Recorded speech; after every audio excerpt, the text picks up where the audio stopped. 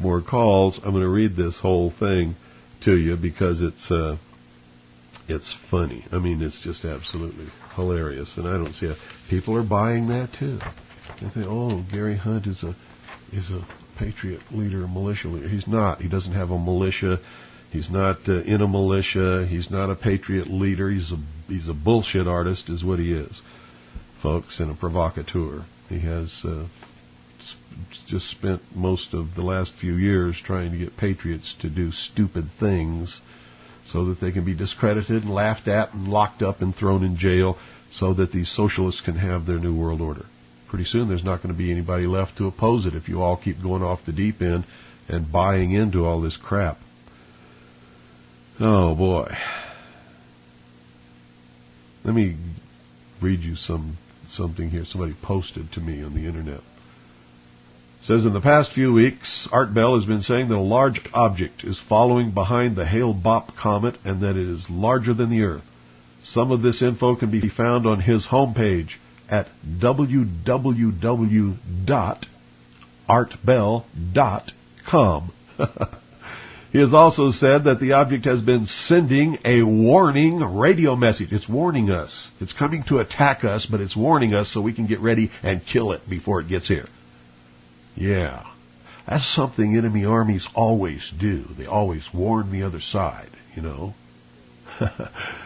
He says, this all sounds very suspicious, and it may be in line with scenario number 5 from Behold a Pale Horse. That's my book, folks, and that's exactly what it's in line with.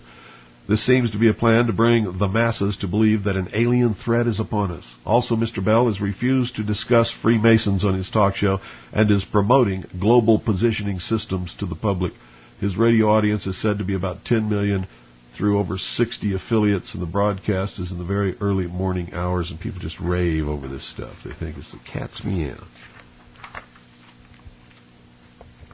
520-333-4578 is the number.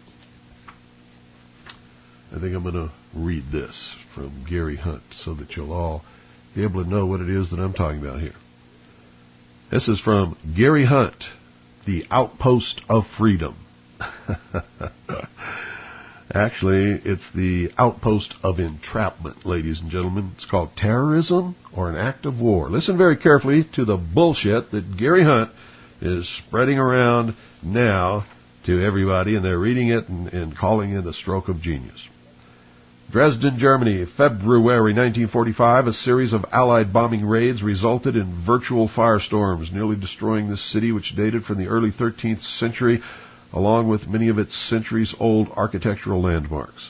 135,000 people, the vast majority being women and children, died during these raids.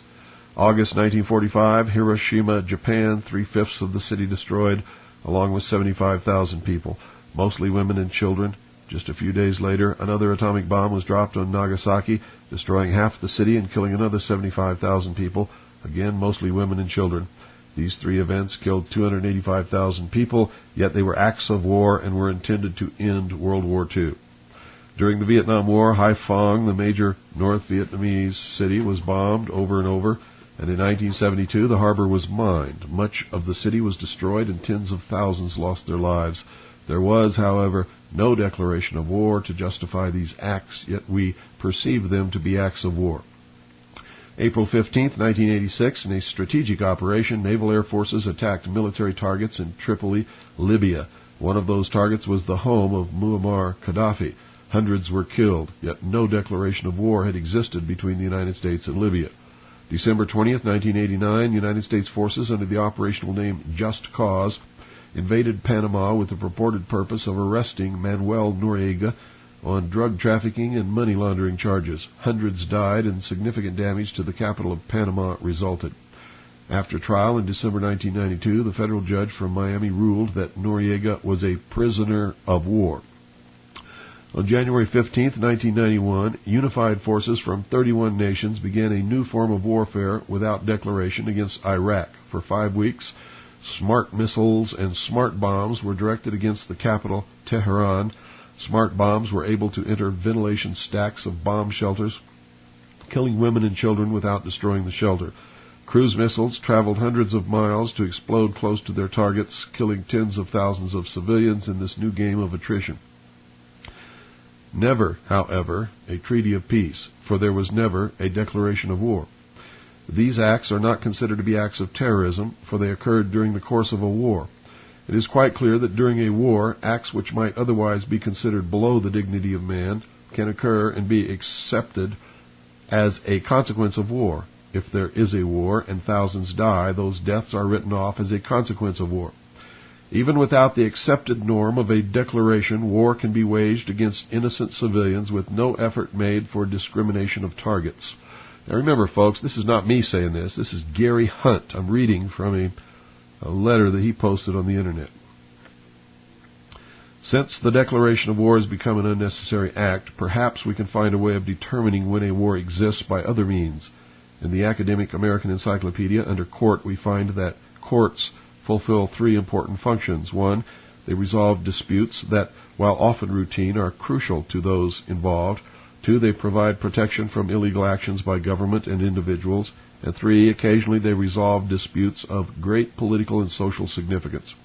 Clearly, then, under a normal circumstance, protection from illegal acts by government should leave the government open to be punished by the court. It might then be said that if government can commit illegal acts with impunity, that a state of war exists. No judicial process will hold the victors to task. Justice must be set aside during time of war, which is clearly affirmed in the Constitution. Article 1, Section 9, Clause 2, dealing with habeas corpus, and Article 5, Bill of Rights, dealing with exemption from grand jury process. So perhaps war, since declarations have become a thing of the past, can best be determined by the fact that no trials are held to determine justice or injustice for the deaths that are a consequence of hostile action. How else in this modern age can the determination be made that a war even existed? This being the case, perhaps we should look around and see if there are other wars going on, perhaps at this very moment. Maybe we should start back in August 1992. Hostilities broke out, and in the first incident, 2 men were killed. Hostilities ceased for a few days, but then another act of senseless murder occurred when Vicki Weaver stood in her doorway and was killed by a single sniper's bullet. Excuse me, ladies and gentlemen. I had to take a drink of water there. Well, this was clearly not a war, since a trial was held. Unfortunately, even though 3 people were killed, none were found guilty. This, then, must be a war, because war crimes trials were held, but the heinous offender could not be identified. You see this convoluted logic, folks? Just a few months later, another war began. This war lasted 51 days, and the subsequent war crimes trials were held almost a year later. We know that this was a war because 9 people were found guilty of killing or other related acts of complicity, 4 men who were dressed and equipped as soldiers. Now, the enemy soldiers killed in these 2 incidents had some common ideologies, and they had other ideologies that were at opposite ends of the spectrum. That, however, was true from World War II to Operation Desert Storm. It is the side that you take that determines which side you are on during a war. Whoop-de-doo. He had to write this whole letter to determine that. We can determine which side each side was on in these last 2 incidents by looking at a couple of factors. I don't have to look at anything. I know the Branch Davidians were the Branch Davidians and the other ones were the Nazi jackbooted thugs. By looking at a couple of factors. First was the uniform. One side chose black military uniforms, complete with web gear, automatic rifles, tanks, helicopters, grenades, and other modern implements of the game of war. The other side wore normal clothes, jeans, dresses, sneakers, etc., and used simple legal weapons. They also sought refuge in their home and place of worship. The final indicator is that they fired only in self-defense. Surely these were of the same side in this most recent war, and it must be war, since even the commanding general at the Justice Department in Washington, D.C. never described the acts of the enemy as terrorism. On April 22, 1993, I left Waco after 47 days to return to Florida. He also left with a copy of our press credentials that he stole from us. I remember that I was somewhat dumbfounded by the events of April 19th, and until I returned to Waco in mid-May, had not been able to sort out certain thoughts. When I returned to Waco and finally stood on the concrete that was once the floor of the Mount Carmel Church, I looked around and saw partially burned remnants of utensils, clothes, books, letters, and toys, indicative of the lives once lived and since lost here. I recalled similar situations in Vietnam and realized finally that there was a state of war here in the United States of America. I realized that I was at war with the United States government, but that the war that I was in was still a Cold War. Not so for those who died in those ashes, but for many, a state of war had begun.